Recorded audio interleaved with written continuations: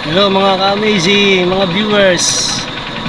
Andito po ako ngayon sa Lucena Dalahican Port. Pupuntahan ko po ang mga kasamahan ko nagtatrabaho sa Star Horse Shipping Lines. Sila po ay papasyalan ko naman muna para makita ko po kung anong ginawa nilang pagpintura sa barko. Sila po ang nagpapaganda ng Star Horse Shipping Lines dito sa Lucena Dalahican Port. Kaya tara, samahan niyo po ako at pupuntahan ko po sila. Ito na mga ka-amazing, andito na ang mga barko ng Star Horse Shipping Lines. Ito ang Peña Francia 8 at yun naman ang Peña Francia 11. Dito naman sa Peña Francia 11, ito ay biyaheng Romblon. Mabilis lang ang biyahe dito, kaya makikita nyo po ang mga malalaking barko ng Star Horse Shipping Lines, ang MV Virgin de Peña Francia 11. Na ngayon ang Francia 11 biyaheng Romblon, papunta ngayon Romblon yan. Yan ay dumating kayo ng madaling araw, so pagdating niya dito, pag bumiyahe naman siya ng Marinduque, so balikan hanggang Lucena. Kaya andito naman siya ngayon, naglo-loading para sa biyahe papuntang Romblon. Ganyan po kasi pag Peña Francia 11.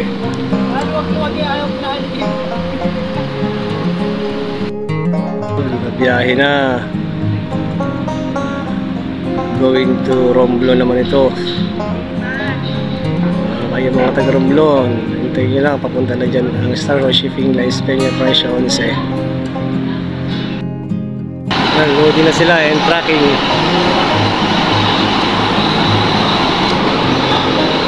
Tracking na sila, dito tayo sa taas, papasyalan na natin. Ganda pa ang load na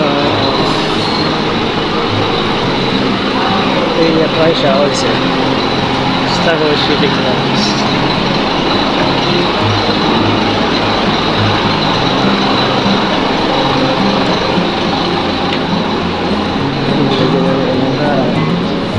Hindi makadaan.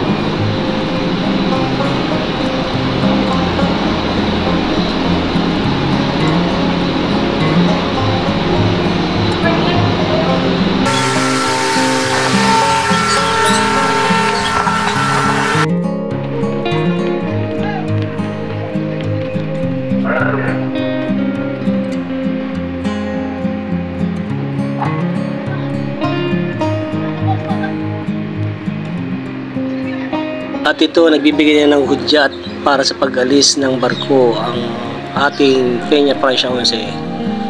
At ito, bumabiyahe na sila. Kitang-kita natin ang pinanggalingan ng 11. Dire-diretso na ito hanggang Romblon. Kayo mga taga Romblon, makakasakay po kayo sa mabilis na Peña Francia 11 Star Horse Shipping Lines. At syempre, ito, nag-uumpisa na rin na magpintura o gumawa ang aking mga kasamahan. Habang nabiyahe, ginagawa na nila ito. Kasi ang mga pasahero nasa taas, yung iba naman mamahinga. Kaya may pagkakataon silang pagandahin ang barkong ito. Kaya dito tayo sa mga ka-amazing, kasi itong barkong ito ay napakaliwalas talaga at napakaganda. Kasi dire-diretso ang pagpapaganda sa barkong ito. Hindi tayo magkakaroon ng problema dahil magandang pasilidad. At higit sa lahat ay makikita mo na napakalinis ng barkong ito.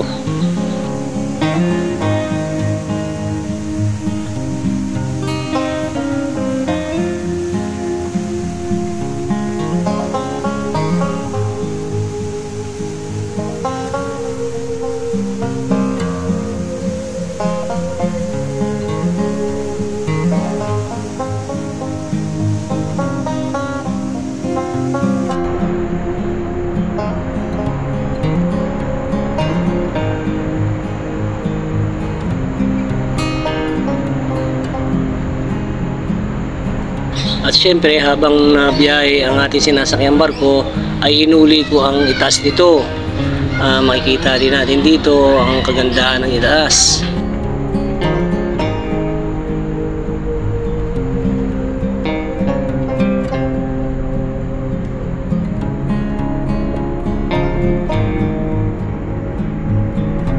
May kalawakan at kalakihan ang makikita na dito sa loob ng barko. magandang pasilidad, at higit sa lahat ay presko pag nabiyahe ka. At ito naman ang VIP ng third deck. Meron din tayong pahingahan dito, may panuudan para makapag-relax. Ganyan po dito, purely aircon po itong VIP room na to. Isa rin ito sa makakapagpa-relax sa iyo habang nanonood ka, naka-aircon. Siyempre, safety ang iyong pangangatawan dito sa loob nito. Malawak at kaya-aya ang makikita natin sa loob ng barkong ito. Kaya makikita natin na pwedeng napapasyalan natin ang kalawakan nito. Napapagmasdan nyo, may canteen, may mga design ng mga kisame na pininturahan ng mga kasamahan ko. At yung iba dyan na i-repaint natin, i-repaint ng mga kasamahan namin. Kaya mga ka-amazing. Pag nakasakay kayo dito, panibagong ganda na naman na makikita nyo sa barkong ito. At syempre, meron tayo ditong dasalan, meron ditong mahal na birhen. Andito rin mga life jacket, mga lamesa na pwedeng kainan. Hindi ka maiinip sa biyahe dito kasi nang relax ang pag-iisip mo, relax ang pangangatawan mo. Halos yung tama ng hangin na dumadampi sa katawan mo, nakaka-relax din. Siyempre, at saka isa pa, makikita mo rin ang kagandahan ng dagat na isa sa ating tinatangkilik ng dagat ay napakaganda. Salamat sa panonood niyo mga ka-amazing. Ingat kayong lahat.